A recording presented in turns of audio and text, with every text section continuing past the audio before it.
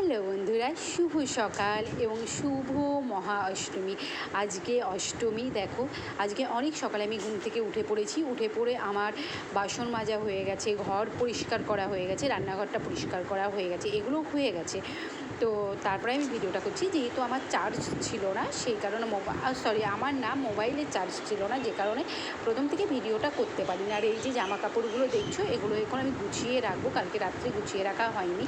মেয়ে ঘুমোচ্ছে, মেয়েও কিছুক্ষণ পরেই উঠে পড়বে, ও নিজে নিজেই আজকে উঠে পড়বে, যেহেতু অষ্টমী আছে সেই কারণে।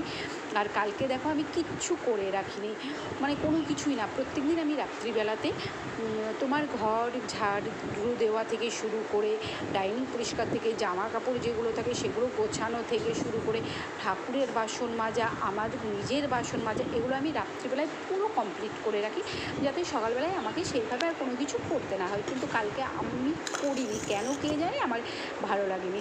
আর এই যে এইটা দেখো, কালকেকার প্রসাদ ছিল ঠাকুরের ভোগে, তো কাউকে দেওয়া হয়নি, ওভাবেই ঢাকা আছে, সেই কারণে। যেমন আমি ডাইনিংটা একটু পরিষ্কার করে নেব, ডাইনিংটা পরিষ্কার করে নিয়ে তারপরে আমি আবার অন্য কোনো কাজে চলে যাব। কারণ ডাইনিং, আর এই যে দেখো আমার বাবা আর আমার বাবার এক বন্ধু, এই যে যিনি দাঁড়িয়ে আছে এরকম, ওরা আমার বাবা ইয়াংকালের বাবা কারণ এই চেহারার সাথে আমার বাবার ঠিকঠাক বয়সের চেহারার কোনো মিল নেই। তো দেখো আমি ডাইনিংটাকে এবার পরিষ্কার করে নিচ্ছি। ডাইনিং পরিষ্কার করে যে কাপড়টা, সত্যি কথা আমার ডাইনিংয়ের নিচেই রেখে দিই ওটাকে আমি, তো তারপরে পরিষ্কার করে নিই।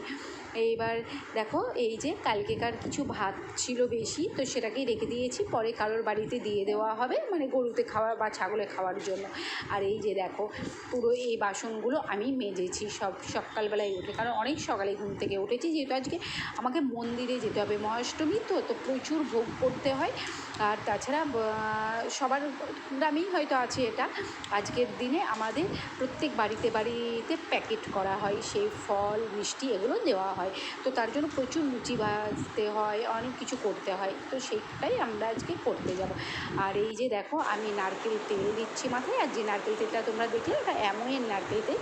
কেউ যদি ব্যবহার করতে চাও, প্রচণ্ড ভালো, খুবই ভালো, আমি বলবো ভীষণই ভালো নারকেল তেলটা, ব্যবহার করতে পারো।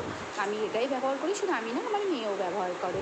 কারণ আজকে যেহেতু মাথায় শ্যাম্পু করবো, সেই কারণে উঠে একটু মাথায় তেলটা দিয়ে দিলাম, কারণ পরবর্তী কাজগুলো যখন করবো তার মধ্যে তেলটা বেশ কিছুক্ষণ আমার মাথায় থেকে যাবে, সেই কারণে তেলটা দিয়ে দিয়েছি। আর আমার একটা জানো তো ভীষণ অভ্যেস আছে, যে নারকেল তেল আমি যখন মাথায় দিই বা আমার মেয়েকেও দিয়ে দিই, তখন ওই নারকেল তেলের যে কৌটোটা আছে, এটাকে আমি না বাসন মাজার ছোবা দিয়ে মেজে নিয়ে তারপরে জল দিয়ে ধুয়ে ওটাকে রাখি। কারণ যে যত ভালো করেই নিই না কেন, কিছুটা নারকেল তেল হলেও আস্তে আস্তে দেখি আমি কিছুটা হলেও এই গায়ে গড়িয়ে আসে।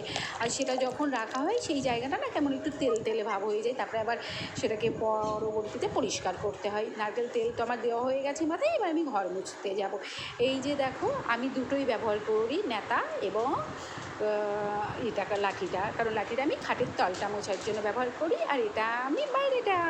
তো চলো, টাটা।